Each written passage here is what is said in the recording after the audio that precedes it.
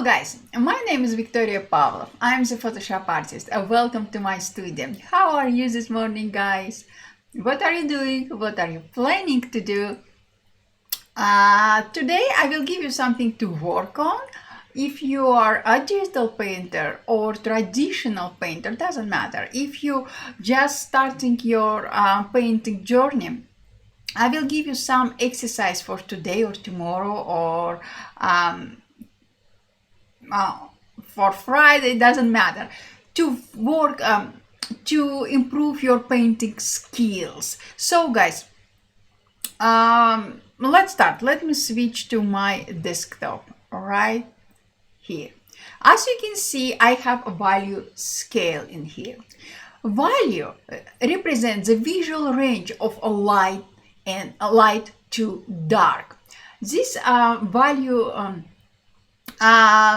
scale is great practice, great exercise for anyone who just started their painting experience. If you have free time, just open your mobile device, open your Photoshop, just take a piece of paper, pencil or pen and try to scale from a dark to light or from a light to dark. It's a great exercise. And today we will be talking about light logic. Let me switch to another document. The effect of the light on the form is called a light and shade. Translation from Italian.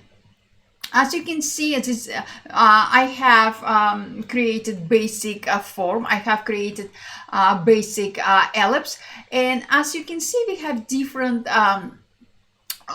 range of light and darks. Different range of light and dark will create 3D illusion of your 2D form.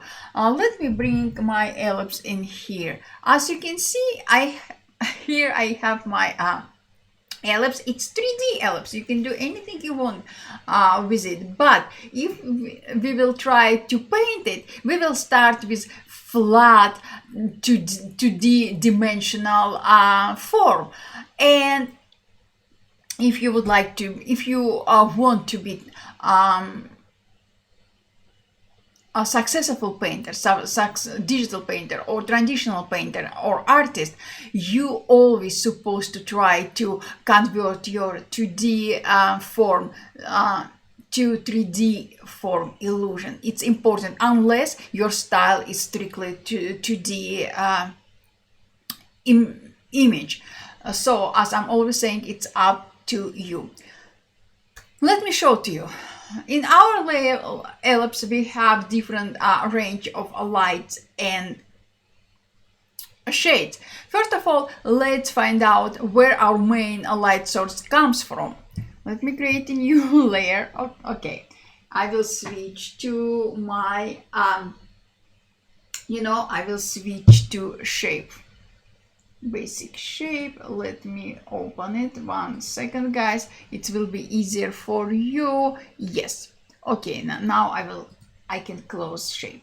No. Shapes. Just like that. Now, guys, let's figure out where our main light came from.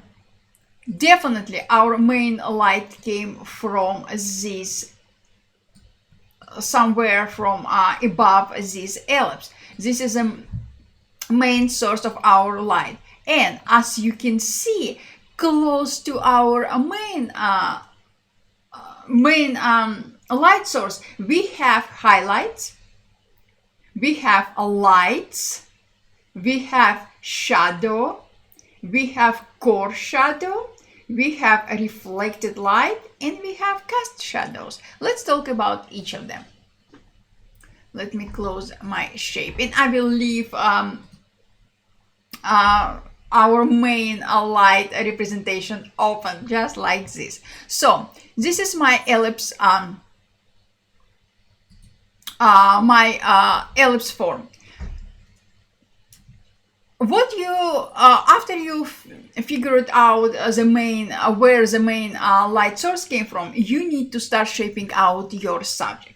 I will switch to my brush tool, and if you are interested, I'm using soft round pressure opacity brush, and I'm using black color, but I will bring opacity of my brush down, just it will be easier for you. And now guys, I will start shaping out my form. Hello guys, hello Andrea. How are you today, guys? So this is our form, and first of all, we figure out our main light source, our left top corner of our shape. Now I will start working on the darkest area in my form. It will be core shadow. Core shadow is the darkest area in our form, where our form doesn't receive any light. It's remember, core shadow is the darkest area in our form. So what I will do, I will increase size of my brush, and I will add more dark shades in this area, because we have our main light comes from our left top corner. Here guys, definitely we will have any light, just like this. And again, look at this ellipse. If our light will come from here, area close to our camera will be darkest area in our ellipse. You cannot see it right now because I have three lights, one in front of me, behind my camera, and two on my side, so definitely you cannot see very clear. Good to hear it. You cannot see clearly all shadows, but if our light will come from this side, this area close to you, close to my camera, will be darkest side in my form, in our ellipse, just like that. So this is our darkest area, just like this. Now let's talk about shadow. Shadow is an area in our form which not receiving a light. So this will be this area will be close to our core shadow and close to our light, somewhere between them. It's like sandwich. We have a bright area, we have darkest area, and we have area without any light between them. So this is our shadow area without any light, but not the darkest area in our shape. Hello. Just like this. Here guys, next to our shadow area, we have a light area. Light area is an area where our shape will receive a light.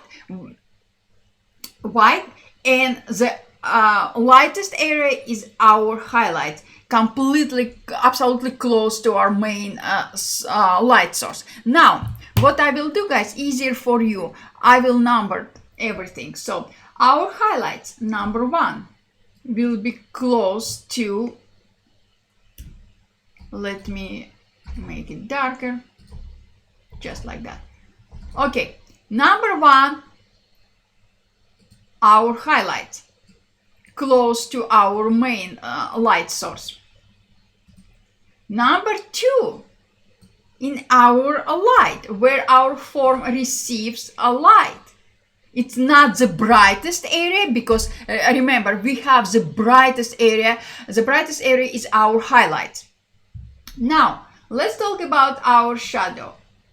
This area, our shadow area, just like this. Next is our core shadow, number 4. Core shadow is a darkest area in our shape. Let me change the color for you, just like that. So let me repeat it. Number 1, our highlighted area. Highlight areas are the brightest area in our forms. Why? Because they're positioned close to our main source light. And as you can see, our source light comes from left top corner here. So number one is the brightest area in our ellipse. Number two, light. Light is the area or areas in our form receiving light. So it's just light here. It's bright area, but not the brightest area, because the brightest area is our highlight. Number three, it's shadow.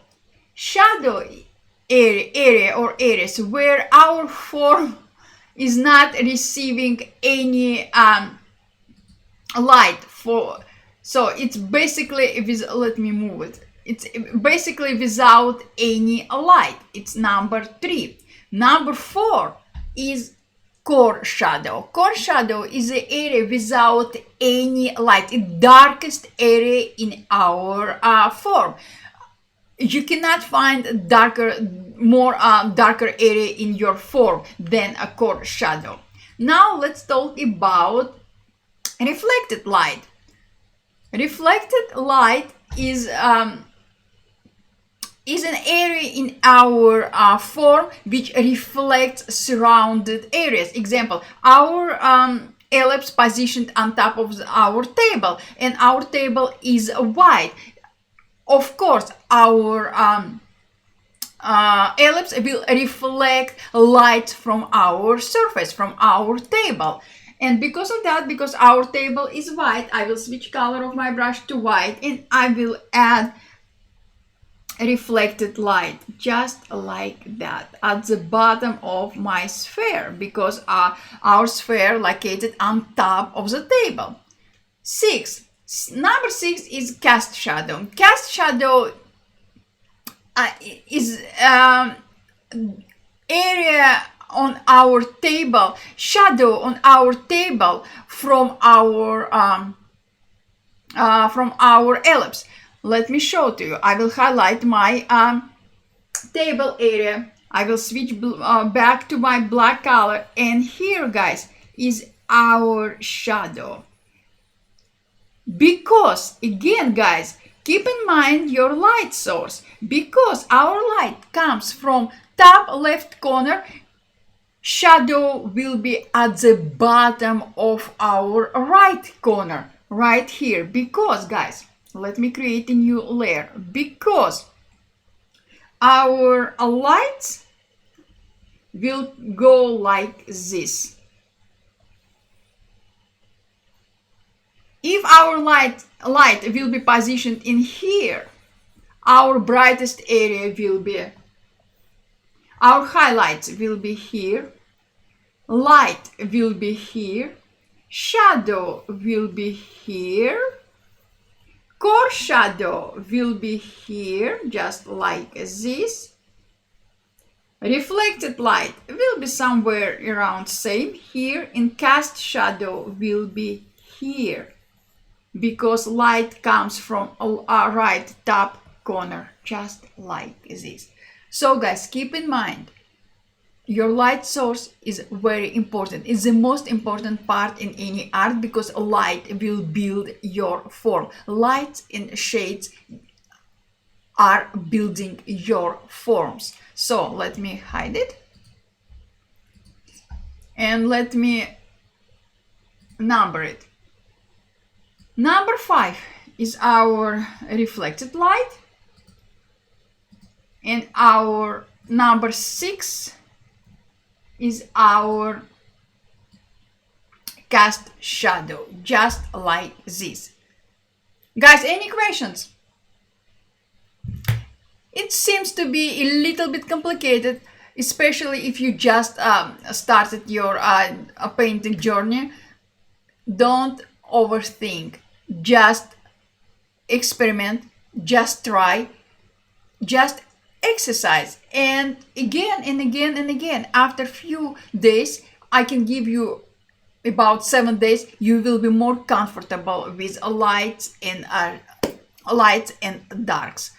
Now, guys, This is all about lights, it's all about value, it's all about a light logic. But what about blending options in our digital painting? Let's do it. Let me hide everything just like this. Where is our main? So just like this. So guys, give me 5 seconds and I will add a little bit more contrast to my ellipse. What I will do, I will increase size of my brush and I will add more coarse shadow around here, just like this. More shadow next to it, just like this. And I will add a little bit more highlights, just like this. So now we have different we have a visual range of light and darks, but how we can blend everything together? Thank you, Frederick. How we can blend everything in Photoshop or Fresco? It's easy. First of all, I will bring opacity of my brush down about 35. Same with flow. I will switch to my eyedropper tool. Simply click eye. I will pick color from my shadow area, just like that, and I will paint color I just picked close to my core shadow area, just like that. And again, shadow area, I pick the color and I will blend it. Maybe I will increase opacity of my brush.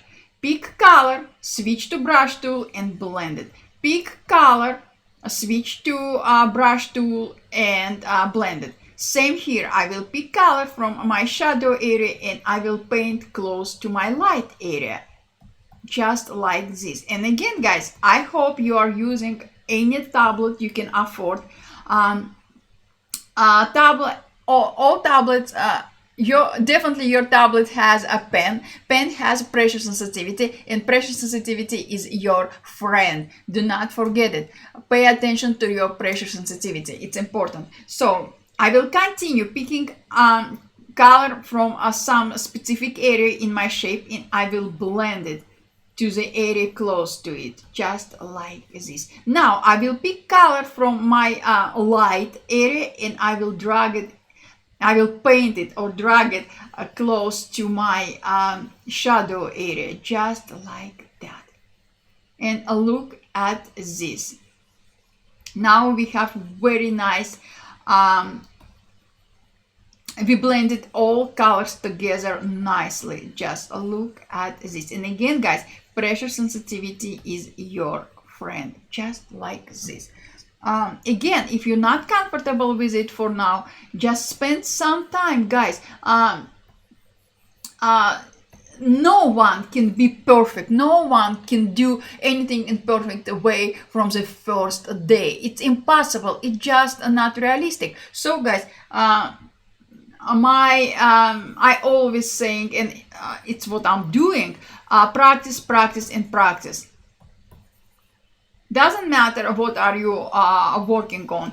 Practice is everything. It's not wasting time. It's not I have something else to do. If you want to do something, spend some time on practice. Spend some time on exercise. It's important. So now we have our shape, ellipse shape perfectly blended. Thank you, Andrea. Thank you. So guys, this is what I wanted to share with you today. Let me bring back our text and our numbers, just like this, and our main source, light, just like that. Again, our arrow, it's our main light source. Next to our light source, we have number one. Number one is a highlight. Number one is the brightest area in your form, in your shape. Number two is a light. Light area in your form which received the most light. Not the brightest area, but number 2 receives a light from our arrow, from our main light source. Number 3 is a shadow. Number 3 shadow. Number 3 is area in our form which doesn't receive any light. Number 4 is core shadow. Core shadow is the darkest area in our form. Number 5 is reflected light. Reflected light is a light our form receives from surrounded area, from our table. And number 6 is a cast shadow. Cast shadow is area in our surface which received a shadow from our form, just like that. And again, our cast shadow will be parallel to our main light source, just like this. Let me show you. If our main source will be from our right top side, our cast shadow will be in here, just like that. So guys, again, this is very easy. It's easy to understand. How you can practice, by the way, take any subject you have next to you. It could be ellipse, it could be vacuum pen, it could be, I don't know, coffee mug or tea mug. Put it on any surface, a light, any surface table example. Bring next to it a light, just table light, turn it on and just observe. Just spend some time to observing where your shadows are, where our lights are, where your highlights are. It's important. Just even without paper, even without Photoshop or Fresco, just turn light next to your subject and just observe lights and shadows, light and dark. And if you have time, and I hope guys you have time, try to exercise, just try to scale this value of a light to dark, or if you prefer from dark to light. So guys, this is what I wanted to share with you today. If you have any questions, just ask. I'm here for you. I will be more than happy to answer any of your questions. And I will see you tomorrow, guys. Tomorrow we have a special stream. I have my friend, a little girl. Her name is Tiffany, and she asked me to. I asked her grandmother what Tiffany would like to learn. And Tiffany said that she wants to learn how to paint a panda in fresco. She specified application. She loves a mobile painting. So tomorrow we will paint a panda in Adobe Fresco. I hope to see you tomorrow at 9 a.m. Eastern time. So guys, thank you so much. Super appreciate all your support. Thank you, Andrea. Andrea, it's easy. It's very, very, very easy. Practice. And again, if you have any questions, just ask. Thank you so much, guys. Super appreciate all your support. I appreciate all your comments. I appreciate all your suggestions, because I'm always looking for a topic for my streams. So if you want to make my life easier, just suggest any topic you would like to see. Thank you guys, and I will see you tomorrow. Bye.